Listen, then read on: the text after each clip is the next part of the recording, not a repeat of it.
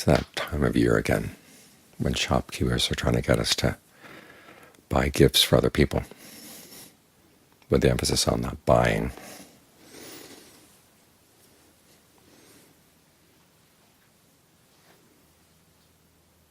And it makes people forget that the best gifts you can give are gifts of the spirit, gifts of the heart. Those things you don't give any particular season out of the year. They're meant to be given all the time. The gift of forgiveness, the gift of your knowledge, the gift of fairness, justice.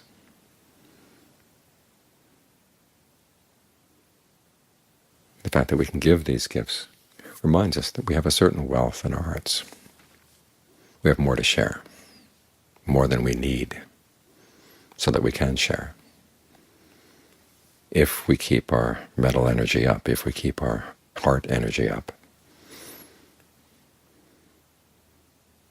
That's why the Buddha talked about what he calls the wealth of the noble ones, noble wealth, which people who are not yet noble ones can also develop. It's one of the things we're doing right here. We're developing the strength inside so we can keep churning out all those gifts that we want to give to other people in terms of our time, our energy, our concern, our love, our compassion. And it's good to think about what those strengths are that strengthen these qualities, that make us wealthy inside. The first is conviction. It starts out with conviction in the Buddha's awakening. He really did know what he was talking about. It really was through his own efforts that he found an awakening that's valid for everybody, everywhere, at all times.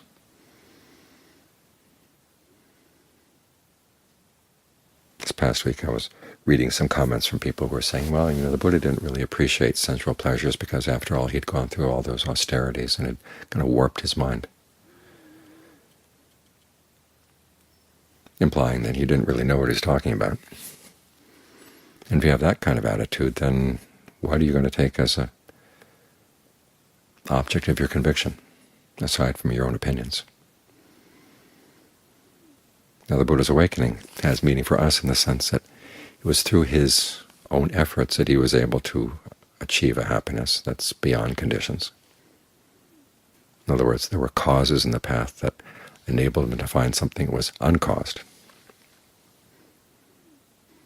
And the qualities that he developed along the path were things that we all have in greater or lesser measure already. There weren't any superhuman qualities. It was just that he took them and developed them all the way, which means that we can do that too. But again, it's a matter of our own efforts. It starts with generosity and goes through virtue, and on into developing good qualities through meditation. And so if you think about these types of noble wealth as forms of investment, this is what you start out with. In any kind of investment, you have to make the decision, okay, I'm going to put aside something now that I can trust will pay back in the future. And you hear many times the idea that this is called spiritual materialism and you're trying to outgrow this. But it's where we all have to start. Without that conviction in our own actions, we're just going to keep looking for whatever pleasure we can find right now. In fact, that was the consequence in the Buddha's time. People who denied the principle of action, that your actions had any impact on anything, they tended to go toward hedonism. You find whatever pleasures you can right now, because you don't know when you're going to die. Why give up a pleasure in the hand for something that's promised down the road? That was their attitude.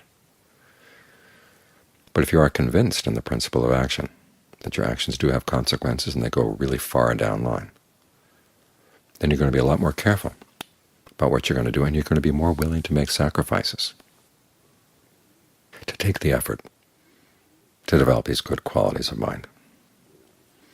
So conviction is what you have to start with. It's the principle of trust, that where you focus your efforts here on your own mind, you're focusing them in the right place.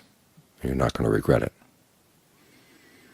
Built on that comes a cluster of three qualities. There's virtue, shame, and compunction. Virtue means holding to the precepts. And sometimes you hear that holding the precepts is a fetter. There's the word sila pata paramasa, which means grasping at sila and vata. In other words, sila here can mean virtue or precept. It can also mean just habits in general. And it would be strange that if people held to good habits, it would be a fetter, but if they held to bad habits, it would not be a fetter. So I think the word sila there means habits in general. And it's holding to the idea of doing things a certain way, and you obey the rules, or if you follow a certain pattern of behavior, that's going to be enough. Whereas for the Buddha, the precepts are a means for training the mind, trying to develop more alertness, trying to develop more mindfulness, trying to get you to reflect on your actions and their consequences, and learning some restraint. Because if you don't have restraint, mindfulness, alertness, you're never going to be able to get anywhere in your meditation.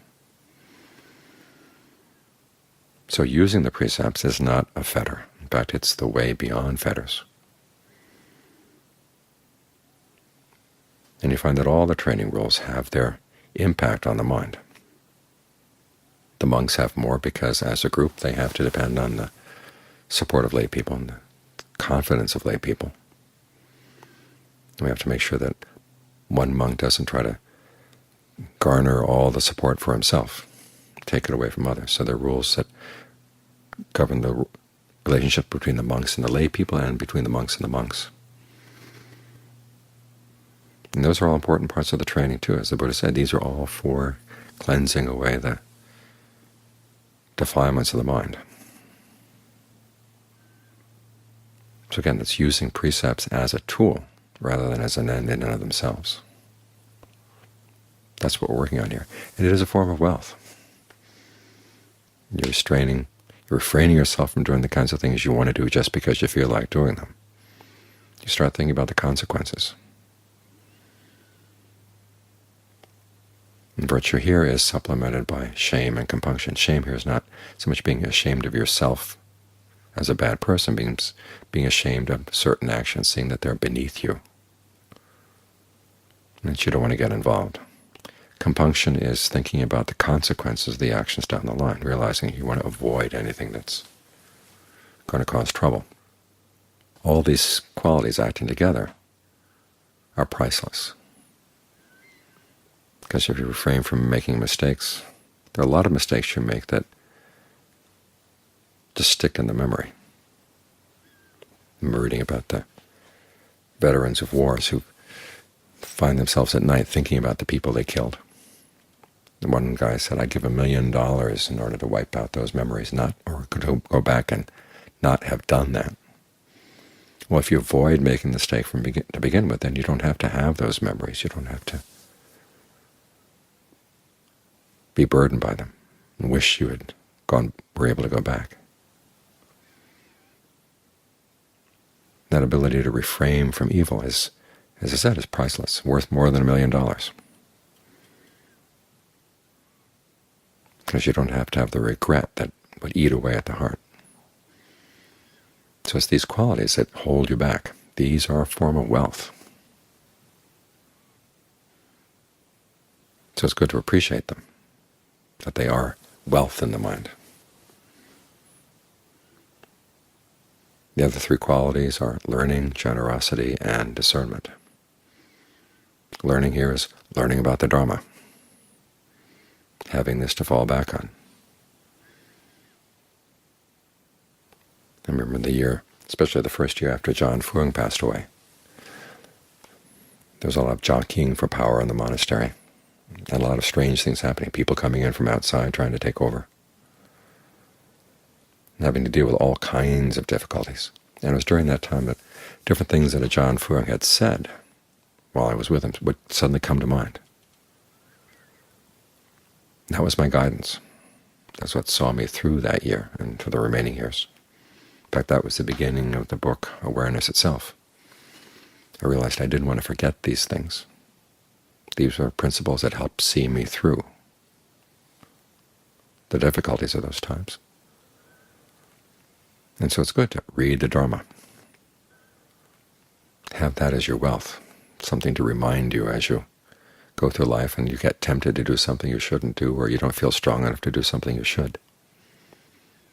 Those words are words of encouragement, words that help you get your priorities straight. Because that's an important part of the Dharma teaching, was just seeing what is really important. Like with the Four Noble Truths. It's not just a casual truth, oh, these are 4 things that are useful to know about suffering, among all the other things you could know. The Buddha is basically saying these are the most important issues you want to focus on, the question of what you're doing to cause suffering and what you can do to put an end to it. If you give priority to these issues, everything falls into place. So learning is a form of wealth. It gives you the guidance you need when your own discernment isn't up to firing shots in rapid succession and piercing great masses and shooting long distances. In other words, when it's not quick enough, when it can't see far enough down the line, when it can't break through this big mass of ignorance in your mind. The learning you've gotten can help you in that direction. As for generosity, this is a quality of mind that makes your own mind spacious. In other words, if you're able to give something, and if it's not material things, you can give your time, you can give your knowledge, you can give your help to other people, give your energy. You can give fairness. They talk about the gift of Dharma, which means both teaching other people the Dharma as you can, being a good example in the Dharma, and at the same time being fair, showing justice to other people. These are really important gifts, much more important than anything material you might be able to give somebody. It goes deeper in the heart. But it's not something you just do on one day. It's something you try to do all year round.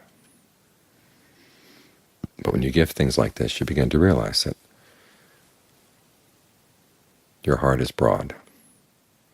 It's very roomy. It's a good place to live. If you're living in a very narrow heart that doesn't want to help anybody and is afraid that if you give this away, then you're going to lack it down the line, that's like living in a tiny, tiny little room. You hardly have any room to move at all. But when you're generous, as John Lee says, the sky is your roof, the ground is your floor, every house is your house.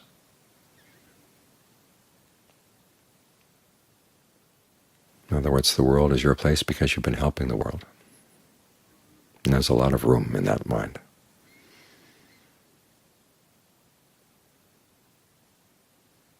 And then finally, discernment.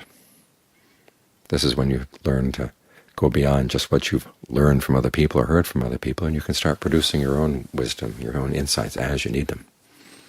I made reference just now to what they call the 3 skills of the archer that the Buddha used to compare with discernment. To fire shots in rapid succession. In other words, you're quick. You see something and you can see right through what the issue is, particularly issues in your own mind. You shoot great distances. In other words, you know that if you do this, these are going to be the consequences that are going to follow down the line. And to pierce great masses, that's the mass of ignorance. This is a quality that's a real wealth. Because as John Lee says, if you have discernment, then all you need is a knife.